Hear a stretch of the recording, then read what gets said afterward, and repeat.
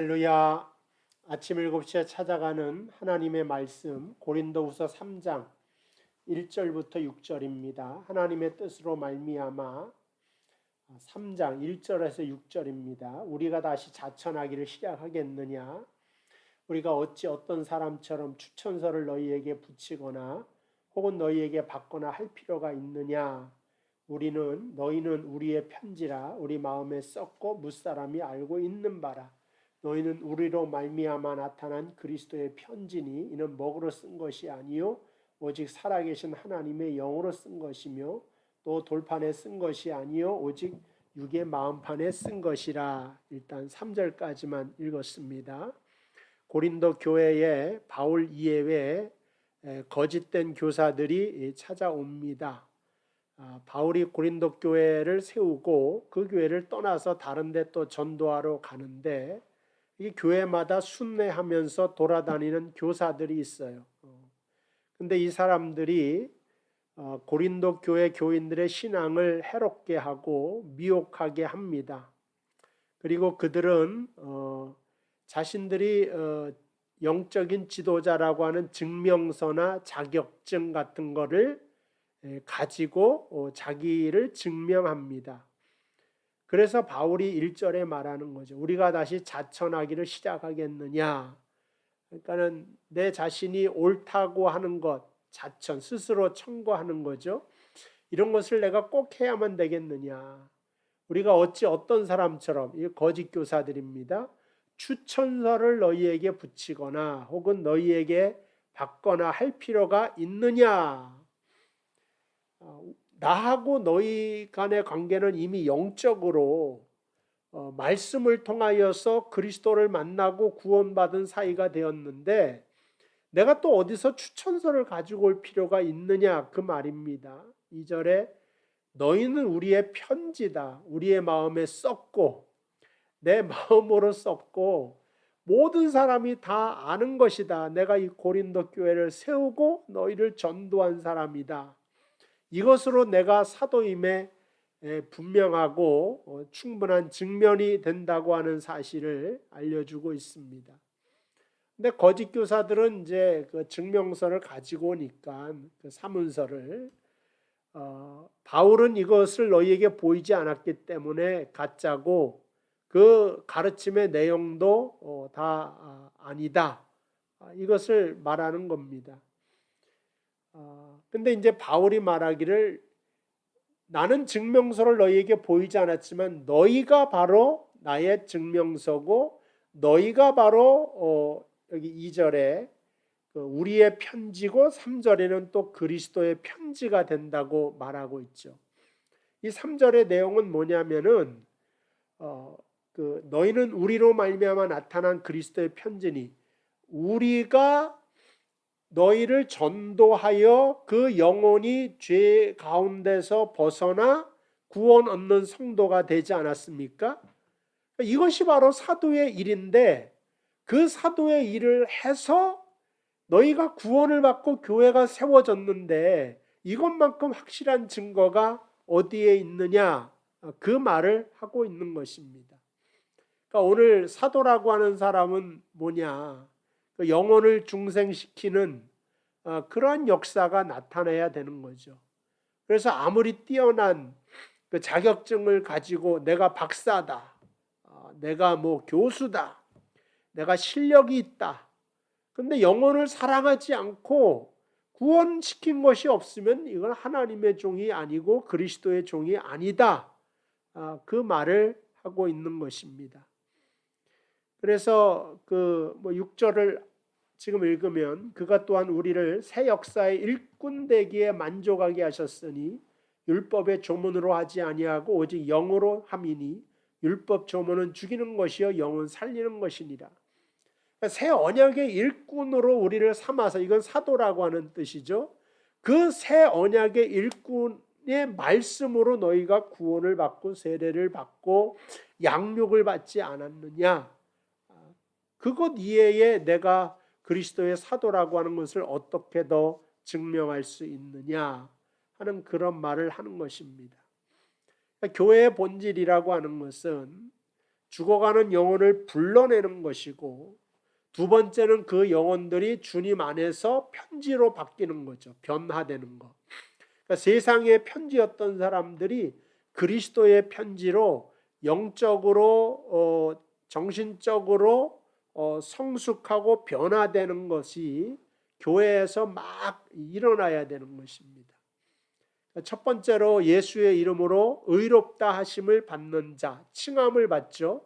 근데 아직 병자고 아직 죄인입니다.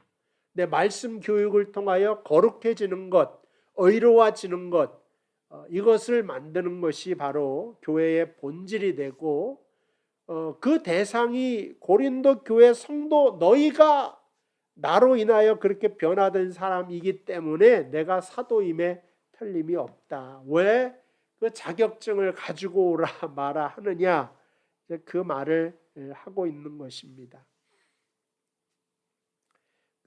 하나님께서 그리고 이 모든 일을 하실 때 사도에게 주신 것이 뭐냐? 말씀을 주셨습니다. 그래서 말씀을 통하여 구원받게 하시고 말씀을 통하여 변화받게 하셨다라고 하는 것입니다.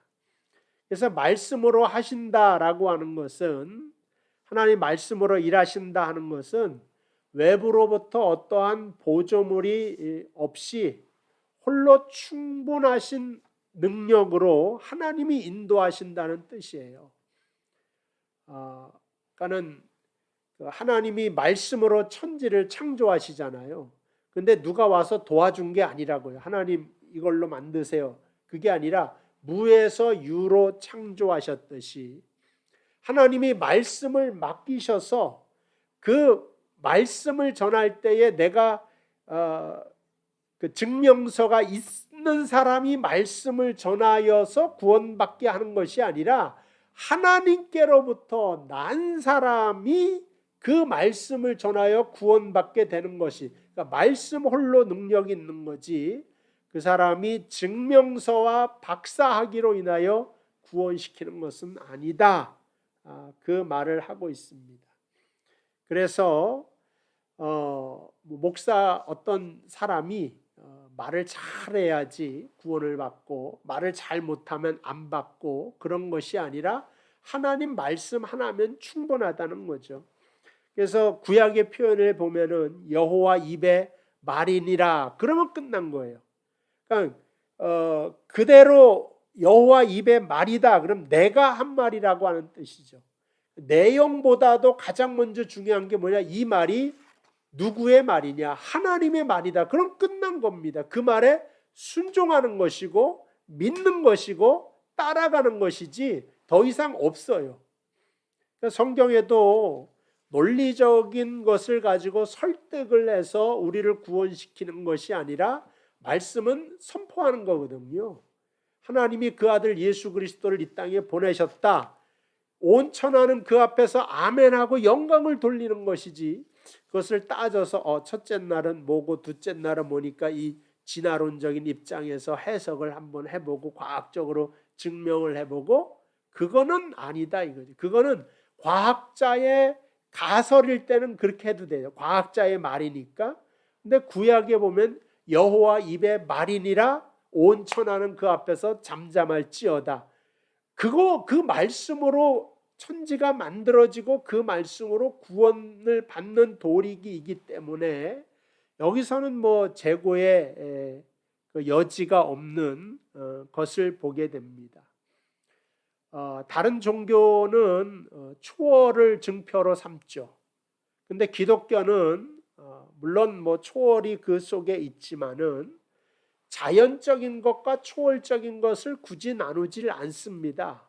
그러니까 하나님이 자연을 만들고 자연의 질서를 만드신 분이 하나님이시기 때문에 우리의 일상적인 생활을 통하여서 하나님이 기뻐하는 일들을 얼마든지 우리는 해나갈 수가 있다. 주님께서는 자연을 보고 공중나는 새를 보라. 하나님이 저들을 먹이시지 않느냐. 들에 핀 백합화를 보라. 하나님이 저희를 입히시지 않느냐. 솔로몬의 어떠한 영광도 저것보다 못하였다. 이렇게 말하고 자연을 설명함으로 하나님을 증명해낸단 말이죠. 그러니까 자연 속에 하나님이 있듯이 우리의 평상적인 보통적인 삶을 통하여서 얼마든지 하나님께 영광을 돌리게 되는데 그게 말씀에 대한 순종으로 나타나게 되는 것을 볼 수가 있습니다. 우리 믿음의 사람들이 보통의 삶 속에, 매일의 삶 속에 어떻게 살아가야 되느냐? 비둘기같이 순결하고 예수님이 말씀하셨을 땐 구별된 삶을 살아라 그런 뜻이에요. 세상 따라가지 말고, 세상 풍조에 섞여가지 말고, 세상 원리 따라가지 말고 말씀 원리 따라가는 거고, 뱀처럼 지혜로워라. 이거는 뱀은 원래 부정적인 상징이지만 여기선 뱀처럼 지혜롭다고 하니까 긍정적이잖아요. 왜냐? 뱀은요 먹을 때에 그냥 삼킵니다. 아무리 커도 자기보다 그 2배나 되는 것도 삼켜요. 알을 먹어도 알채 껍데기 탁탁 까가지고 인간처럼 이렇게 딱딱한 건 벗겨내고 소갈매기만 먹는 것이 아니라 껍질 때 다 딱딱한 것도 삼키고, 그 뭐 개구리를 잡아먹을 때도 머리부터 발끝까지 다, 우리는 예전에는 저희는 개구리를 잡아먹었는데 어릴 때 넓적다리만 잘라서 구워 먹었습니다. 그러지 않고 뱀은 다 집어먹잖아요. 온 몸을. 그러니까 말씀을 받을 때도 모든 것에 다 아멘해야지, 마음에 드는 말씀만 아멘하고 이거는 마음에 안 드니까 아멘하지 않고 그래서는 안 된다고 하는 것을 알려주고 있습니다. 사도행전 20장 17절 바울이 에베소의 장로들을 다 부릅니다. 20절, 17절, 18절 보면 그들에게 말하되 아시아에 들어온 첫날부터 지금까지 내가 항상 여러분 가운데서 어떻게 행하였는지를 여러분도 아는 바니 곧 모든 겸손, 눈물, 유대인의 관계로 말미암아 당한 시험을 참고 주를 섬긴 것과 유익한 것은 무엇이든지 공중 앞에서 각 집에서나 꺼리낌 없이 여러분에게 전하여 가르쳤습니다. 여기서 바울은 뭐예요? 말씀을 꺼리낌 없이 가르쳤단 말이에요.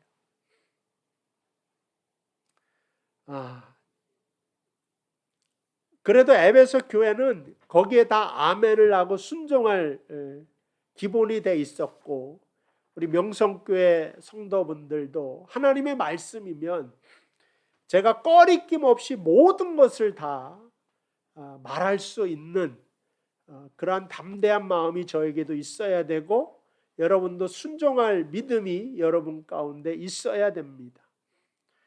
예전에 교회 장로님은 가끔 가다가 설교를 마치고 설교를 가르치실 때가 있어요. 그렇게 하시면 안 됩니다. 그래서 제가 다른 말 한 거 아니지 않습니까? 수학책을 강의한 것도 아니고 과학책을 강의한 것도 아니고 성경 그대로 전하였는데 이민교회를 잘 목사님 모르셔서 그러는데 그런 건 조심하셔야 되고, 물론 저도 사람이니까 다 알고 있지만, 그러나 하나님 말씀을 이거는 가르치고 이건 안 됩니다. 그거는 이제 교만에서 나오는 거다. 저는 그렇게 생각하고, 망하는 길이다. 목사가 전하지 못해도 망하는 길이고 성도가 거절을 해도 망하는 길이다. 그렇게 생각을 합니다. 아직까지는 우리 명성교회에서는 그렇게 말씀 가지고 이렇게 하라 저렇게 하라 만나지 못하여 하나님께 감사하고, 그러나 또 한 차례 제가 꺼리낌 없이 모든 것을 다 말하고 있느냐, 그것에 대해서는 제가 그렇다고 말은 못하고, 저도 눈치도 보고 때로는 이 말씀을 전하여 혹시 상처 입을 사람이 있는가 없는가를 생각하게 되는데, 그러나 정말 복음에 대해서는 여기 나오죠. 바울이 20장에도 모든 회개, 하나님께 대한 회개와 우리 주 예수 그리스도에 대한 믿음을 증거하였다.